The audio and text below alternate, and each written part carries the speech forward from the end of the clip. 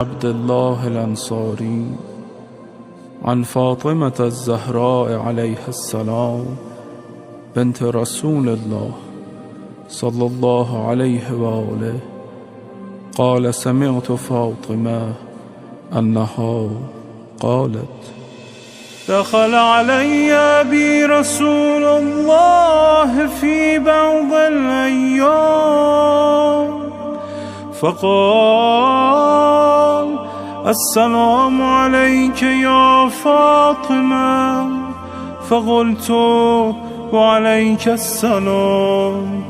قال: إني أجد في بدني ضعفا. فقلت له: أعيذك بالله يا أبتاه من الضعف.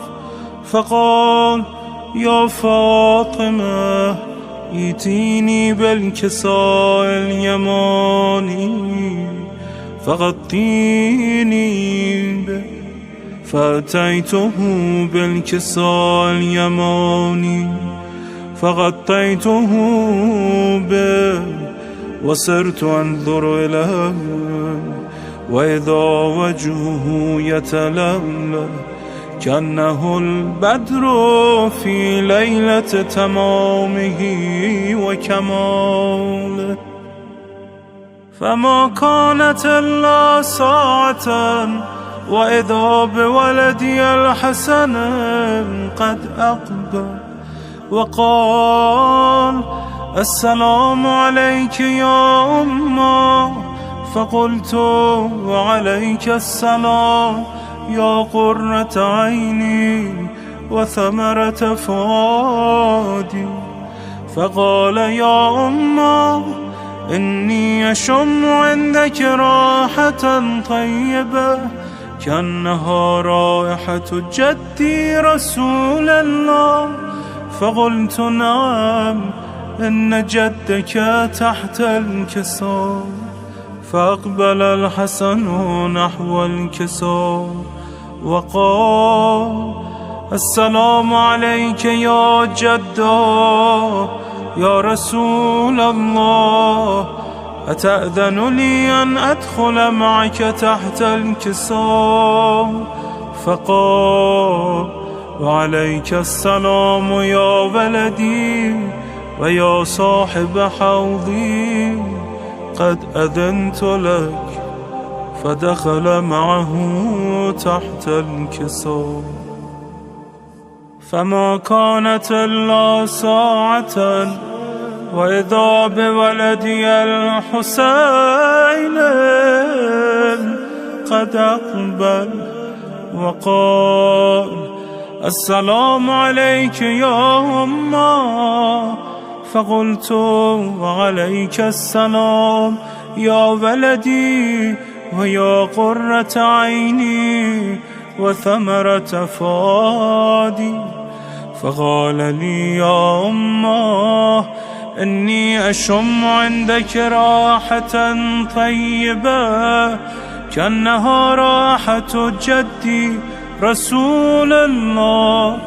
فقلت: نعم، إن جدك وأخاك تحت الكساء. فدنا الحسين نحو الكساء وقال: السلام عليك يا جده، السلام عليك يا من اختاره الله، أتأذن لي أن أكون معكما تحت الكساء؟ فقال: وعليك السلام يا ولدي ويا شافع أمتي، قد أذنت لك. فدخل معهما تحت الكساء. فأقبل عند ذلك أبو الحسن علي بن أبي طالب وقال: السلام عليك يا بنت رسول الله. فقلت: وعليك السلام يا أبا الحسن ويا أمير المؤمنين. فقال يا فاطمة إني أشم عندك راحة طيبة كأنها راحة أخي وابن عمي رسول الله. فقلت نعم، ها هو مع ولدك تحت الكساء. فأقبل علي نحو الكساء وقال السلام عليك يا رسول الله، أتأذنني أن أكون معكم تحت الكساء؟ قال له عليك السلام يا أخي ويا وصي وخليفتي وصاحب لوائي، قد أذنت لك. فدخل علي تحت الكساء. ثم أتيت نحو الكساء وقلت السلام عليك يا أبتاه يا رسول الله، أتأذن لي أن أكون معكم تحت الكساء؟ قال وعليك السلام يا بنتي ويا بضعتي، قد أذنت لك. فدخلت تحت الكساء. فلما اكتملنا جميعا تحت الكساء أخذ بي رسول الله بطرفي الكساء وأومى بيده اليمنى إلى السماء وقال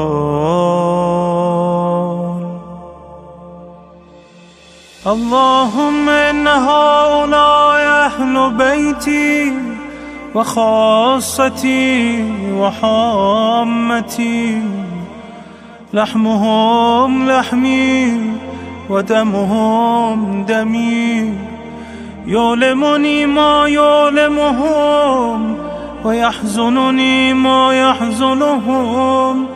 أنا حرب لمن حاربهم وسلم لمن سالمهم وعدو لمن عاداهم ومحب لمن أحبهم. إنهم مني وأنا منهم، فاجعل صلواتك وبركاتك ورحمتك وغفرانك ورضوانك علي وعليهم، وأذهب عنهم الرجس وطهرهم تطهيرا.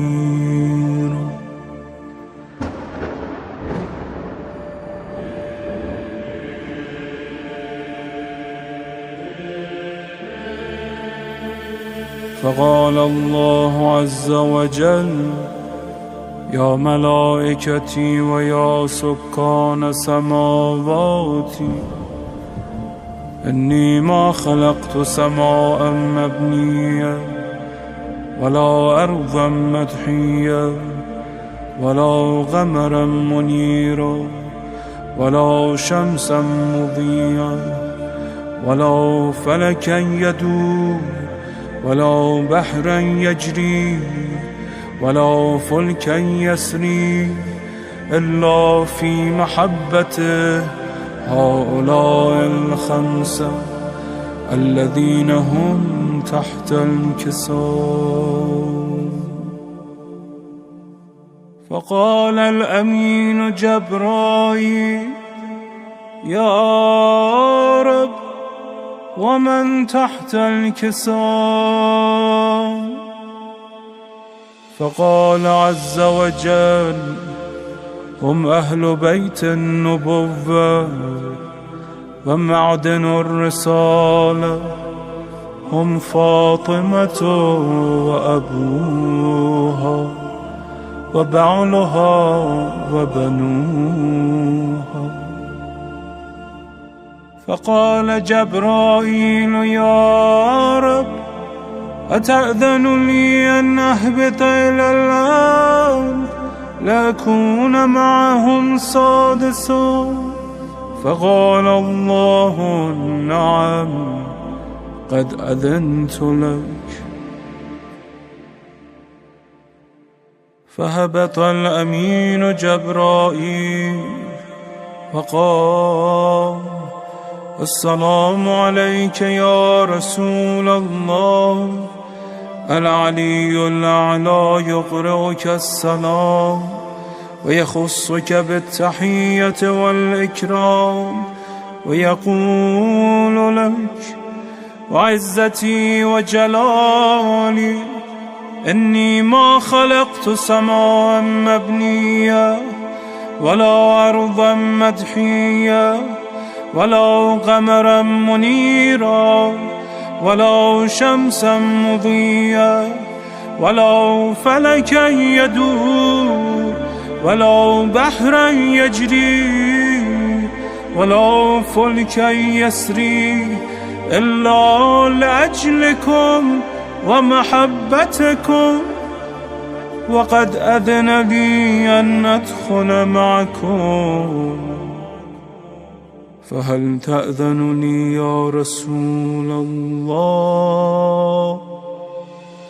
فقال رسول الله وعليك السلام يا أمين وحي الله، إنه نعم قد أذنت لك. فدخل جبرائيل معنا تحت الكساء فقال لأبي إن الله قد أوحى إليكم يقول إنما يريد الله ليذهب عنكم الرجس أهل البيت ويطهركم تطهيرا.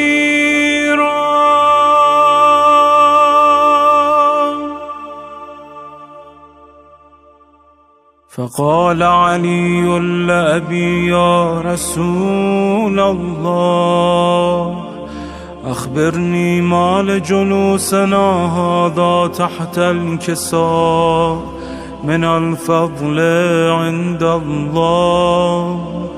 فقال النبي والذي بعثني بالحق نبيا واصطفاني بالرسالة نجيا ما ذكر خبرنا هذا في محفل من محافل أهل الأرض وفيه جمع من شيعتنا ومحبينا إلا ونزلت عليهم الرحمة وحفت بهم الملائكة واستغفرت لهم إلى أن يتفرقوا.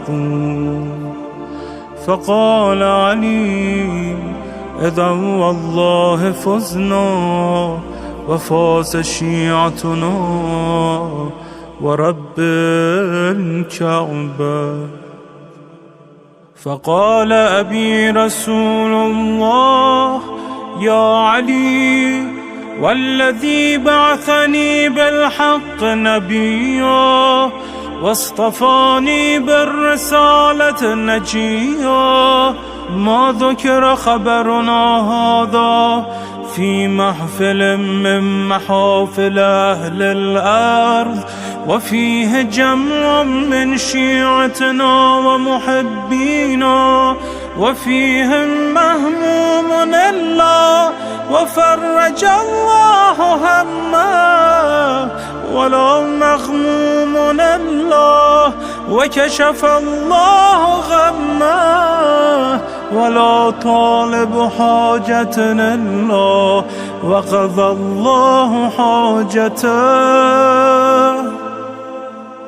فقال علي إذا والله فزنا وسعدنا وكذلك شيعتنا فازوا وسعدوا في الدنيا والآخرة ورب الكعبة